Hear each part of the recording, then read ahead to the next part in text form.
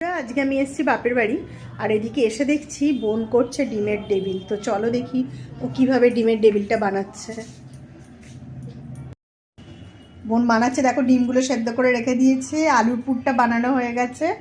আর এদিকে এই যে এটাই চুবিয়ে ময়দার গোলা না এটাই আর ব্রেড ক্রামস তৈরি করছে আর কি, মানে একটু গুঁড়ো করছে, বিস্কুটের গুঁড়ো। আর আলুটা কি করে বানিয়েছিস বল? আলুটা বানিয়েছি পেঁয়াজ আর আদা রসুন, তার সাথে হলুদ গুঁড়ো আর ভাজা মশলা দিয়ে না, খেতে হ্যাঁ। কিন্তু হেভি টেস্টি হয়েছে। ঠিক আছে চল ভাজার সময় দেখাবো। এক সাইডে আলুগুলো দিচ্ছিস তো না, এরমভাবে আমিও করেছিলাম। পুরো অনেকে কি করে বলতো, পুরো ডিমটা জুড়ে কোটিং করে, কিন্তু ওগুলো অনেকটা বেশি। তবে তোর আলুটা অনেক বেশি দেওয়া হচ্ছে, একটু কম দিলেও হবে। ঠিক আছে দিয়ে যতটা হলেই হলো। কটা হলো? 3টে। ব্রেড ক্রামসটা দরকার। লাগাচ্ছিস?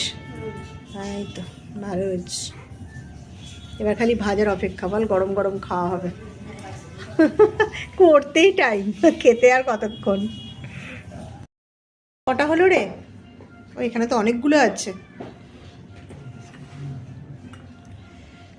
এদিকে ডিমের টেবিল ভাজা চলছে, আর এই যে পুচকেগুলোর জন্য দুটো ছোট ছোট বানানো হয়েছে, আর এই দেখো আমাদের জন্য সব এই বড়গুলো।